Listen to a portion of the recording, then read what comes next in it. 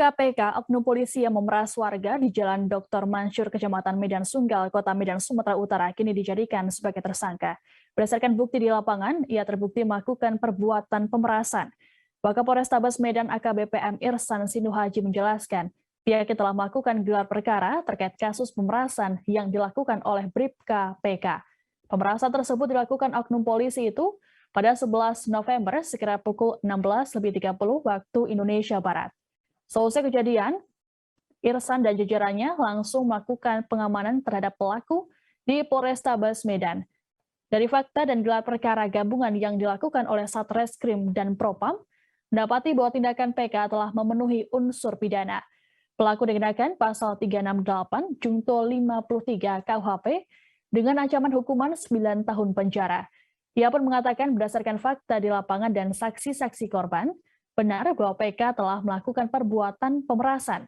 Adapun saat ini pihaknya sedang melakukan pemeriksaan terhadap 2 orang saksi di lapangan yang melihat kejadian tersebut. Sebelumnya, Kapolda Sumatera Utara Irjen Pol Panca Putra Simanjuntak meminta maaf kepada masyarakat terkait perbuatan anggotanya.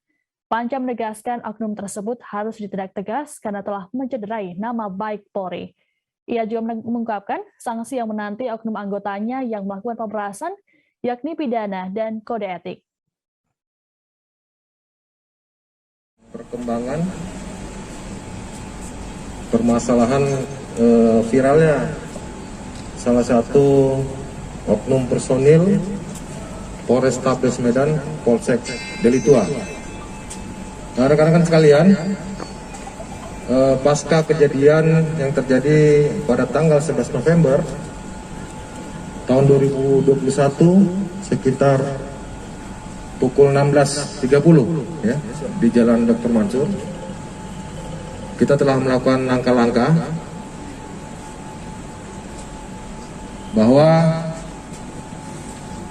tindakan yang kita lakukan yaitu dengan segera melakukan pengamanan terhadap personil tersebut.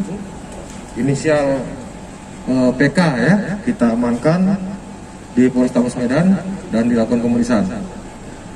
Selanjutnya dari fakta-fakta di lapangan dan dari hasil gelar perkara gabungan dari Satreskrim dan Propam Polrestabes Medan bahwa apa-apa yang dilakukan oleh anggota yang berinisial PK ini telah memenuhi unsur pidananya, sehingga kepada yang bersangkutan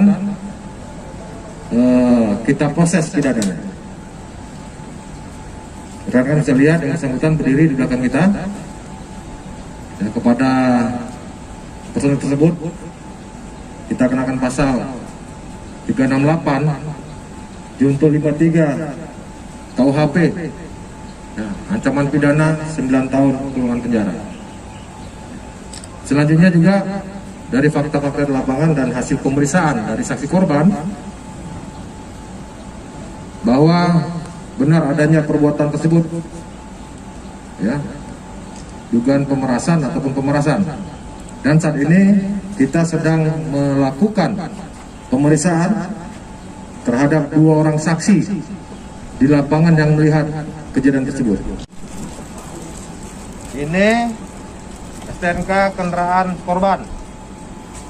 Ya, ini uang yang diberikan korban pada personel kita. Ya.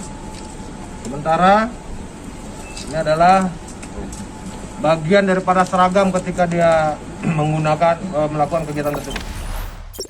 Jangan lupa subscribe, share, komen, dan like ya.